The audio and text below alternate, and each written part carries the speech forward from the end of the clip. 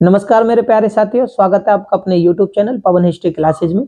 साथियों, आज हम जानेंगे विजयनगर साम्राज्य के बारे में कि आखिरकार विजयनगर साम्राज्य पे कौन कौन से राजवंशों ने शासन किया था। आखिरकार विजयनगर साम्राज्य अस्तित्व में किस प्रकार से आता, यहाँ से किस प्रकार से क्वेश्चन पेपरों में पूछे जाते हैं, उनके बारे में हम जानेंगे। तो मेरे प्यारे साथियों, सबसे पहले हमें यह जानना जरूरी है कि आखिरकार विजयनगर पर शासन किन किन राजवंशों ने किया था। तो मेरे प्यारे साथियों, विजयनगर पर शासन करने वाले जो राजवंश हैं, सबसे पहले संगम राजवंश थे। संगम राजवंश के बाद में सलुव राजवंश, और उसके बाद में तलुव राजवंश, और उसके बाद जो विजयनगर पर शासन करते हैं वो आरवीडू राजवंश के राजाओं ने शासन किया। यहां से क्वेश्चन किस प्रकार से पेपरों में पूछे जाते हैं, क्वेश्चनों से संबंधित क्वेश्चन किस प्रकार से पूछे जाएंगे, इनसे संबंधित जो हम वीडियो बनाएंगे वो हम अपने आने वाली वीडियो के माध्यम से आपको कराएंगे। पहले हम थोड़ा विस्तार से जानते हैं आखिरकार विजयनगर साम्राज्य अस्तित्व में किस प्रकार से आया। तो मेरे प्यारे साथियों, चैनल नया है, इसे ज्यादा से ज्यादा लाइक, शेयर और सब्सक्राइब करें। शुरू करते हैं। विजयनगर संगम राजवंश, इसका समय कितना है, 1336 ईस्वी से 1485 ईस्वी। ठीक है, लेकिन आखिरकार ये संगम राजवंश अस्तित्व में किस प्रकार से आया, उसके बारे में भी तो हमें जानना बहुत जरूरी है। तो उसके बारे में हम मेरे प्यारे साथियों चर्चा करते हैं। कहां से कि संगम राजवंश में एक ही परिवार के 5 भाई थे। संगम राजवंश में एक ही परिवार के 5 भाई थे, जो एक ही परिवार के थे। इनके पिता का नाम था संगम, इनके पिता का नाम संगम था, जिस कारण इस राजवंश का नाम इनके पिता के नाम के ऊपर ही संगम वंश पड़ गया। ठीक है, अब ये तो हो गया कि पिता से संबंधित राजवंश था, ठीक है, लेकिन आखिरकार ये राजवंश आया किस प्रकार, तो उसके बारे में हम थोड़ा जान लेते हैं कि किसने इस राजवंश की स्थापना की थी। जब आपको मालूम होगा कि 1320 ईस्वी में गयासुद्दीन तुगलक का दिल्ली सल्तनत पर शासन था, तो गयासुद्दीन तुगलक ने 1321 ईस्वी में मोहम्मद बिन तुगलक को वारंगल के लिए भेजा था कि आप जाओ वारंगल को जीतो।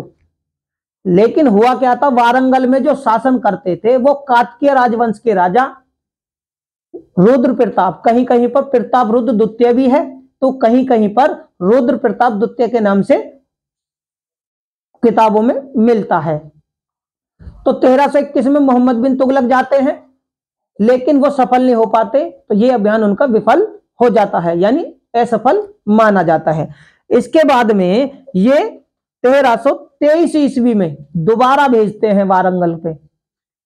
अब जब वारंगल पर दोबारा भेजते हैं तो उसमें ये मोहम्मद बिन तुगलक जीत जाते हैं, लेकिन उस समय तक मोहम्मद बिन तुगलक सुल्तान नहीं थे, ना ही राजा थे, केवल गयासुद्दीन तुगलक के अधीन, गयासुद्दीन तुगलक के अधीन उनके कहने पर जाते हैं कि आप वहां जाओ।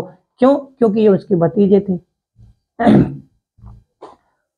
अब ये वहां पर जाते हैं और 1323 ईस्वी में ये वारंगल को जीत लेते हैं, वारंगल को जीत लेते हैं और दिल्ली सल्तनत में अब उसे मिला लेते हैं। तो वारंगल में रुद्र प्रताप द्वितीय के यहां पर कौन थे, जब 23 में मुसलमान वारंगल को जीत लेते हैं तो यहां पर जो थे रुद्र प्रताप द्वितीय की सेवा में कौन थे, हरिहर और बुक्का, ये वो 2 भाई थे जो संगम के पुत्र थे। और जब वो वारंगल को जीत लिया जाता है तो ये यहां से फिर कंपली के लिए निकल जाते हैं, कंपली में जाकर ये अपना शासन शुरू कर देते हैं। अब कंपली में पहुंचने के बाद भी होता क्या है कि ये एक विद्रोही था। सल्तनत काल में गयासुद्दीन तुगलक का एक विद्रोही था जिसका नाम था गुरसप, ये उसे दे देते हैं कंपली में शरण। वो उनसे शरण मांगते हैं हरिहर बुक्का से, क्योंकि वो कंपली में शासन कर रहे। ये उसे शरण दे देते हैं। अब जब शरण दे देते हैं तो ये बात मोहम्मद बिन तुगलक को मालूम चल जाती है, लेकिन शासन किसका था? गयासुद्दीन तुगलक का। ये कहते हैं आप जाओ इन्हें सबक सिखा के आओ। अब मोहम्मद बिन तुगलक चलते हैं और वो कंपली को रौंद डालते हैं, कंपली को रौंद डालते हैं। और रौंदने से क्या होता है कि ये हरिहर और बुक्का को, क्यों? क्योंकि हरिहर बुक्का कंपली में शासन करते थे और गुरसब को दी थी शरण, गुरसब को शरण दी थी, तो इससे क्या होता क्या है, इन्हें बंदी बना लिया जाता है। अब मोहम्मद बिन तुगलक इन्हें ले आते हैं बंदी बनाकर, और फिर इनसे वही सवाल जवाब, मार दिया जाए या छोड़ दिया जाए। तो हमें छोड़ दिया जाए, छोड़ देंगे, लेकिन आपको फिर इस्लाम कबूल करना होगा। ये इस्लाम कबूल कर लेते हैं, यानी हिंदू से मुसलमान बन जाते हैं और इन्हें छोड़ दिया जाता है। इसके बाद में 1325 में फिर किसका शासन होता है? फिर हो जाता है मोहम्मद बिन तुगलक का शासन, 1325 से 1351 ईस्वी तक। और मोहम्मद बिन तुगलक के ही समय ये 18 अप्रैल 1336 ईस्वी में विजयनगर साम्राज्य की स्थापना करते हैं।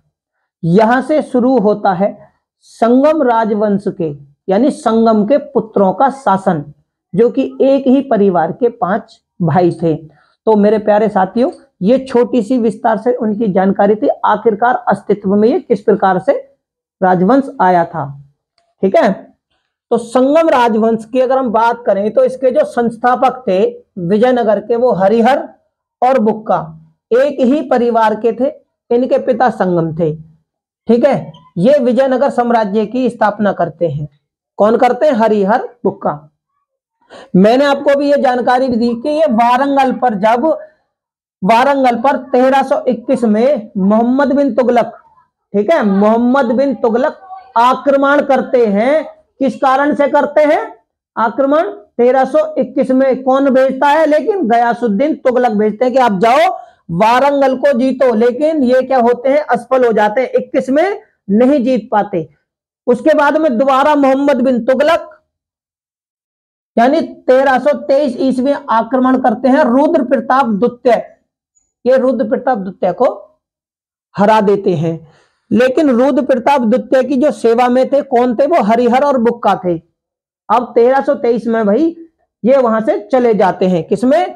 1323 में ये मुसलमान वारंगल को जीत लेते हैं। मैंने आपको बोला था ना कि 1323 में जब दोबारा आक्रमण करते हैं कौन? मोहम्मद बिन तुगलक, और वारंगल को जीत लेते हैं। लेकिन वारंगल की जो रुद्र प्रताप द्वितीय की सेवा में कौन से राजा थे, कौन से इनके सेवक थे? वो हरिहर और बुक्का थे।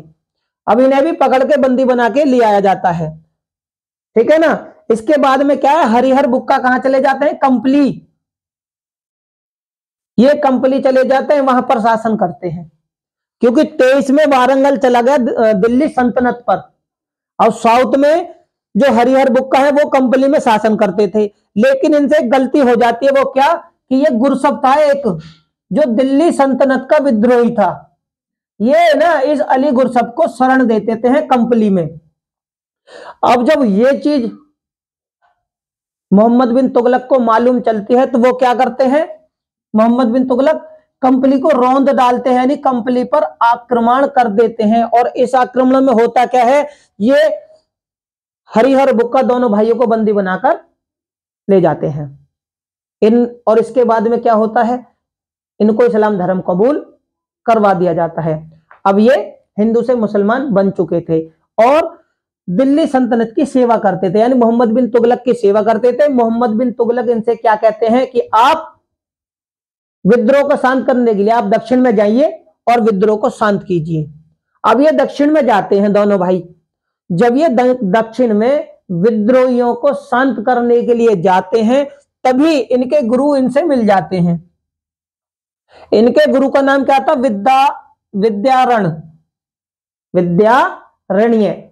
ये विद्यारण्य जी से मिलते हैं और विद्यारण्य जी कहते हैं, अरे ये क्या, आप तो हिंदू से मुसलमान बन गए, ये तो आपने बहुत गलत करा, आप दोबारा से मुसलमान से हिंदू बनिए।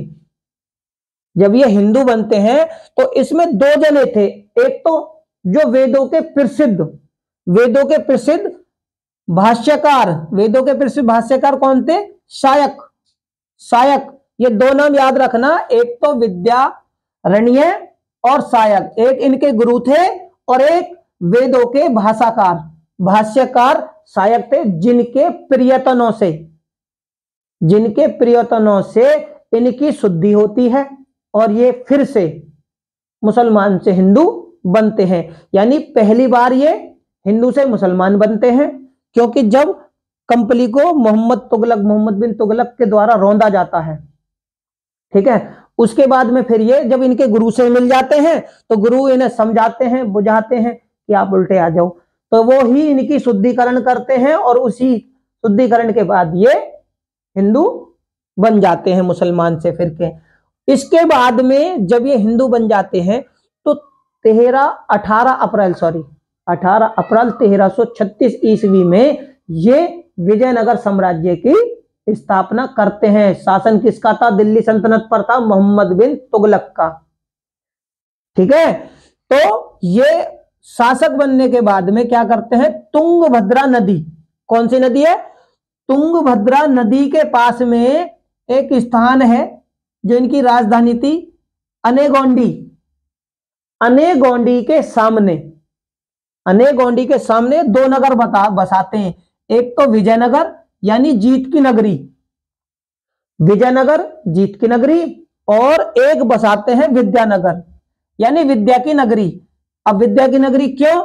विजयनगर तो होगी जीत की, जीतने के बाद में इन्होंने उस नगर की स्थापना करी, लेकिन दूसरी जो नगरी है वो इन्होंने अपने गुरु के सम्मान में, गुरु के लिए, कि भाई इनके गुरु कौन थे?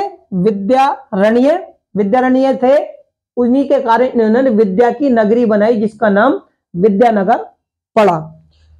तो 18 अप्रैल 1336 ईस्वी में इन्होंने विरूपाक्ष, भगवान थे विरूपाक्ष, उनको साक्षी मानकर कौन राजा थे उस समय दिल्ली सल्तनत के? मोहम्मद बिन तुगलक।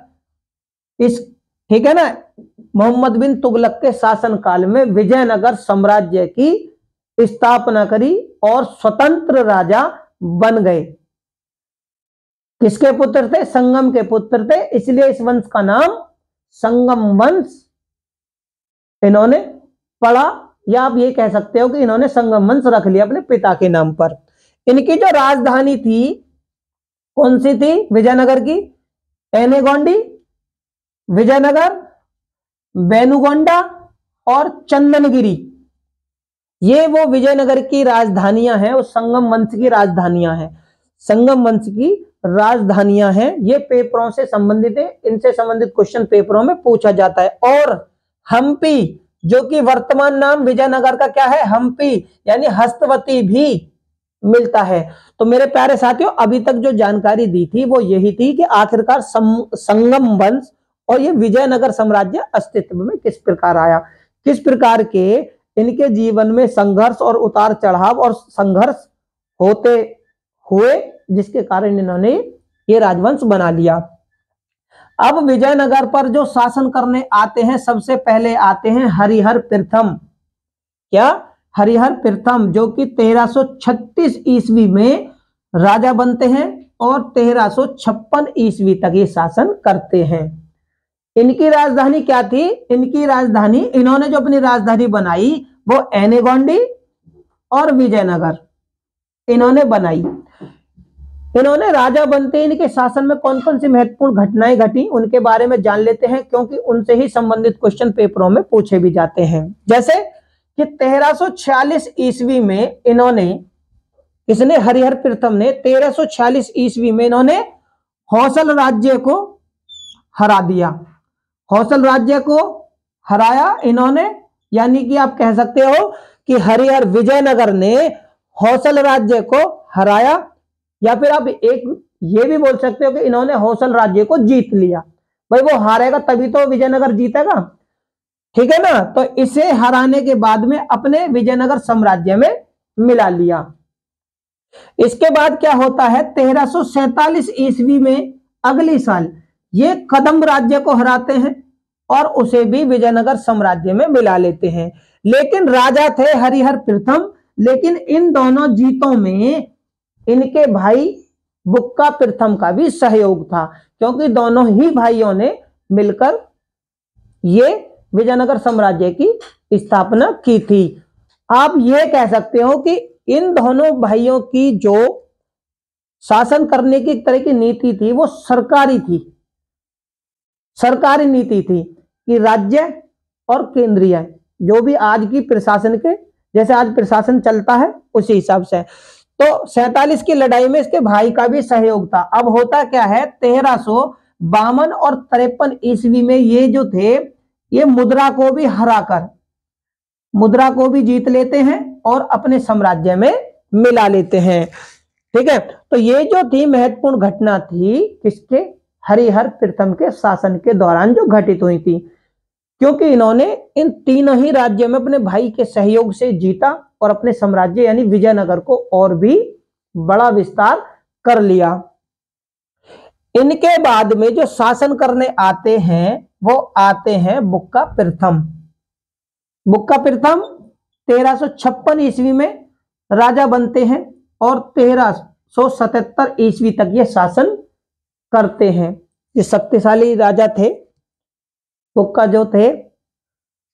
इस राजवंश की एक खासियत और भी है कि इस जो राजवंश है ये ना, इसमें पहले भाइयों को ही गवर्नर बनाया जाता था, यानी कि एक भाई के मरने के बाद में दूसरा भाई शासक बनता था यानी राजा बनता था।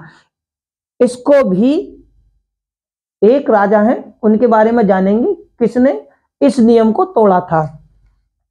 जब ये राजा बनते हैं कौन, बुक्का प्रथम, तो इनके लिए जो महत्वपूर्ण वाक्य हैं जो पेपरों में पूछे जाते हैं क्या, कि सिंहासन का इन्हें अवलंब, सिंहासन का अवलंब इनके बारे में कहा जाता है।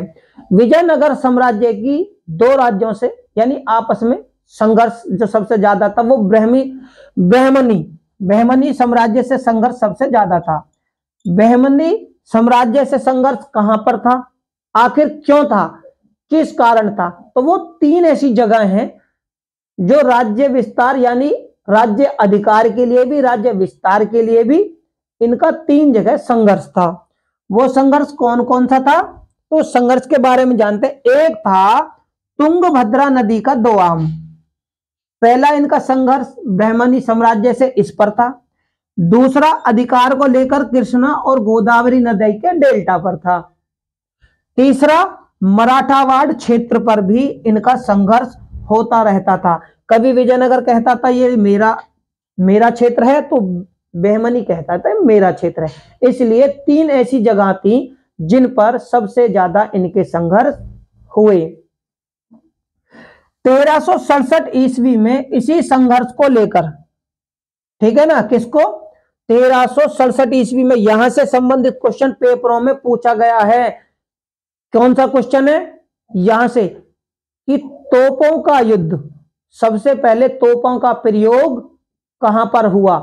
लेकिन इतिहास में बाबर ने भी तोपों का इस्तेमाल किया था, लेकिन बाबर कब था, 1526 में। तो आप ये चीज याद रखना, सबसे पहले तोपों का अगर प्रयोग हुआ था युद्ध में तो कहां पर, 1367 में हुआ था, और बहमनी और विजयनगर राज्य के दोनों के आपस में हुआ था। ठीक है ना, ये क्वेश्चन पेपरों में काफी बार पूछा गया है, ये आप नोट कर लेना। तो क्या होता है कि तुंगभद्रा नदी है ना, तुंगभद्रा दोआब में एक किला था, तुंगभद्रा दोआब में किला था। किला कौन सा था, मुदकल किला, याद रखना कौन सा था, मुदकल किला। इस पर क्या होता है, बुक्का प्रथम आक्रमण कर देते हैं 1367 ईस्वी में। और जब ये आक्रमण करते हैं तो आक्रमण के दौरान होता क्या है, जो यहां पर इनकी रक्षा वाहिनी थी, बहमनियों की एक रक्षा वाहिनी थी, ये उसमें इतनी ज्यादा मारकाट मचाते हैं कि सभी आदमियों को मार देते हैं। केवल एक ही व्यक्ति जिंदा बचता है और वो व्यक्ति वहां से निकलकर बहमनी शासक जो थे वो यहां पर फिरोज शाह थे, उन्हें जाकर बता देते हैं कि भाई विजयनगर ने आक्रमण कर दिया और हमारा एक किला दोआम क्षेत्र वाला जो है वो इन्होंने ले लिया। तो यहीं पर पहली बार तोपों का प्रयोग किया गया था। ठीक है, विजयनगर और बहमनी दोनों राज्यों की लड़ाई में। इसमें क्या होता है कि ये जो क्षेत्र है, मुदगल किले पर तो उन्होंने कब्जा कर लिया था विजयनगर में, और जब कब्जा हो गया तो यहां से जो व्यक्ति जिंदा बचकर भागा था वो बहमनी शासकों के पास में चला गया। अब उन्हें जब ये चीज मालूम हुई तो वो आते हैं और 1367 में फिर से युद्ध होता है, जो कि तोपें चलती हैं उस युद्ध में। जब तोपें चलती हैं, क्योंकि इन्होंने कब्जा किया था केवल दोआम क्षेत्र पर, तुंगभद्रा के वो मुदगल वाले किले पर। और जब 1367 में दोबारा से युद्ध होता है, इसमें क्या करते हैं, जब तोपें चलती हैं तो भैया विजयनगर इसमें हार जाता है। विजयनगर हार जाता है और अब होता क्या है कि इन दोनों में फिर समझौता होता है। समझौता यह होता है कि कृष्णा नदी जो है उसे बहमनी और विजयनगर दोनों की सीमा मान लिया जाता है कि भाई ये जो कृष्णा नदी है, इधर हो गया विजयनगर और इधर हो गया बहमनी साम्राज्य। ठीक है, ये हमारी अब सीमा होगी, ये समझौता जो तुमने जो हो गया तो हो गया। अब इसके बाद में क्या होता है, 1374 ईस्वी में बुक्का प्रथम अपने विदेशी संबंधों को सुधारते हैं, रिश्ते मजबूत करते हैं बुक्का प्रथम। तो रिश्ते कौन से मजबूत करते हैं, चीन से। तो ये चीन के पास में एक दूत मंडल भेजते हैं। क्या भेजते हैं, दूत मंडल भेजते हैं। अब ये दूत मंडल जो है वाकई में गया था या नहीं गया था, इसकी जो हमें जानकारी मिलती है इतिहास में, वो मिलती है बुक्का प्रथम का पुत्र था कुमार कंपन। कुमार कंपन की पत्नी थी, क्या थी, ठीक है ना, मुद्रा विजय के लिए भेजा। यहां पर एक देखो जो दूत मंडल भेजा था ना, इसकी जो हमें जानकारी देते हैं वो ये देती है कि कुमार कंपन की पत्नी थी, ठीक है ना, उन्होंने क्या करा था, उन्होंने लिखा था ये मुद्रा विजयम में हमें इसकी जानकारी मिलती है। और इनकी पत्नी कौन थी, गंगा देवी इस चीज की जानकारी देते हैं। इन्होंने अपने शासन के दौरान क्या है, अपने पुत्र को ना एक अभियान सौंपा। पहला अभियान तो 74 में दूत मंडल भेजा, और दूसरा कि अपने पुत्र कुमार कंपन को ही 1374 में इन्होंने मुद्रा विजय के लिए भी भेजा था। अब इस मुद्रा विजय की जो जानकारी है वो हमें कहां से मिलती है कि कुमार कंपन की पत्नी कौन थी, गंगा देवी। कौन थी, गंगा देवी थी इनकी पत्नी, इसकी कुमार कंपन की। इन्होंने एक कीर्ति लिखी थी, यानी एक पुस्तक लिखी, ग्रंथ लिखा इनके द्वारा, मुद्रा विजयम है इसका नाम। ठीक है, इसकी जानकारी हमें वहां से मिलती है कि दूत मंडल गया था और मुद्रा पर विजय करी गई थी। किसने करी थी, बुक्का प्रथम के पुत्र ने। इसके बाद बुक्का प्रथम जो है, इस विजय के बाद में होता क्या है, बुक्का प्रथम जो है वो वेद मार्ग प्रतिष्ठापक, क्या, वेद मार्ग प्रतिष्ठापक की उपाधि धारण करते हैं और अपने शासन में ब्राह्मणों को नियुक्त करते हैं। हालांकि ये सभी धर्मों का आदर करते थे, ऐसा नहीं था कि ये किसी का अनादर करते हो। इनकी सेना में मुसलमानों की भर्ती भी सबसे ज्यादा थी विजयनगर में। और क्या था कि ये खुद अपनी सेना को शक्तिशाली बनाने के लिए घोड़ों का आयात करते थे, मजबूत करते थे। तीरंदाजी भी बहुत अच्छी थी इनकी सेना की। इन्होंने अपनी राजधानी कौन सी बनाई थी, गुट्टी। क्या थी इनकी राजधानी, इन्होंने अपनी राजधानी बनाई गुट्टी। भाई देखो हरिहर जी ने कौन कौन सी राजधानी बनाई वो मैंने आपको बता दी कि अनेगोंडी और विजयनगर। बुक्का प्रथम ने क्या बनाई है, गुट्टी। राजधानियों से संबंधित भी क्वेश्चन पेपरों में आते हैं, इसलिए मैं दोनों की फिर से इसे दोहरा देता हूं, बता देता हूं।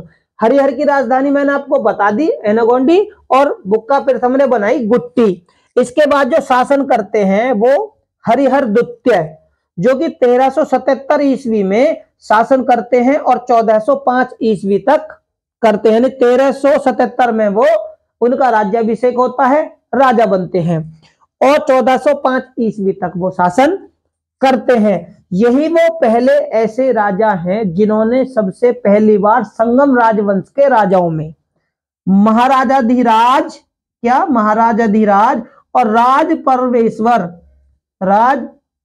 परमेश्वर की उपाधि धारण की थी। उपाधियों से संबंधित भी क्वेश्चन पेपरों में बहुत ज्यादा पूछे जाते हैं। ये इतने शक्तिशाली राजा थे कि इन्होंने लंका से भी राजस्व वसूला, लंका से भी अपना राजस्व वसूला, यानी कि अब विजयनगर साम्राज्य लंका तक भी था, लंका इनके अधीन थी और ये वहां से भी राजस्व वसूलते थे।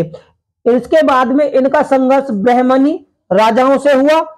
जब बहमनी राजाओं से हुआ तो इन्होंने बहमनी से क्या छीन लिया, गोवा और बेलगांव, गोवा भी छीन लिया और बेलगांव भी छीन लिया।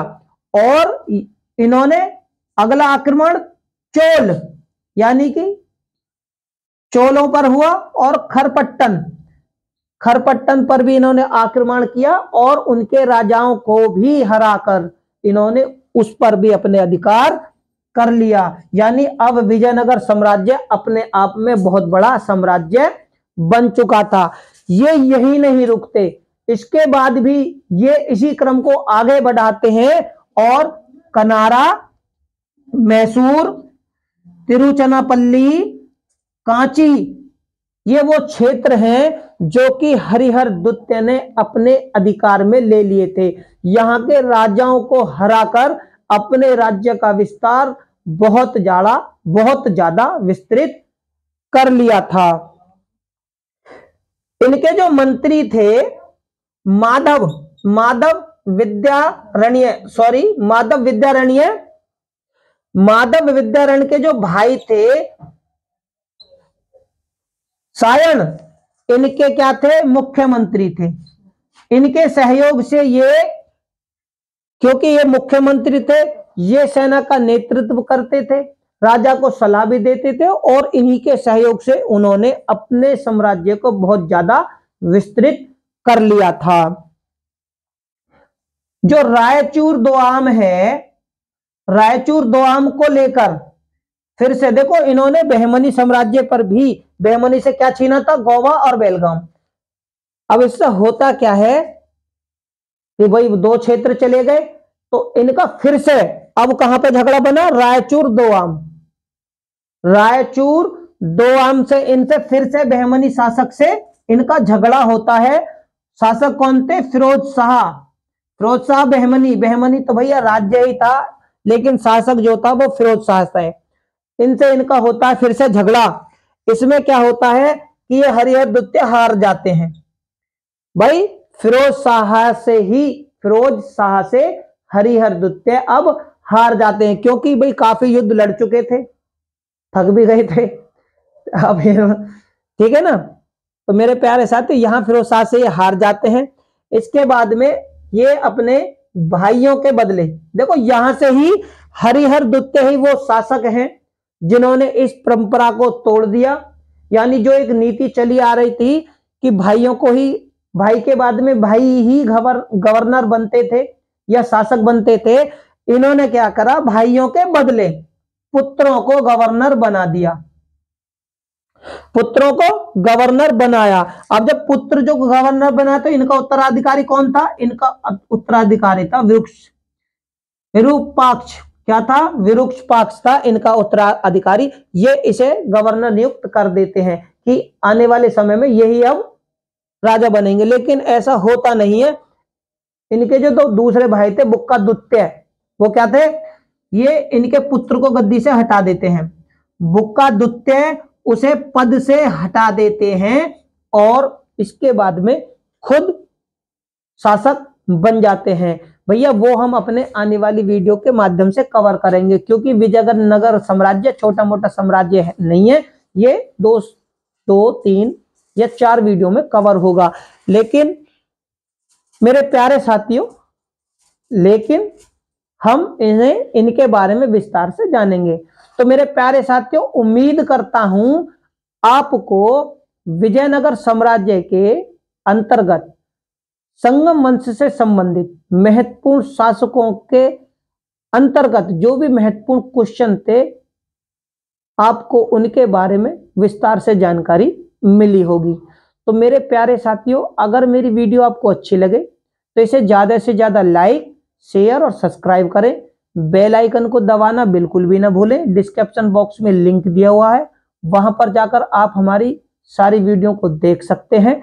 इनसे संबंधित क्वेश्चन किस प्रकार से आते हैं वो हम अपने आने वाली वीडियो के माध्यम से आपको कराएंगे। धन्यवाद।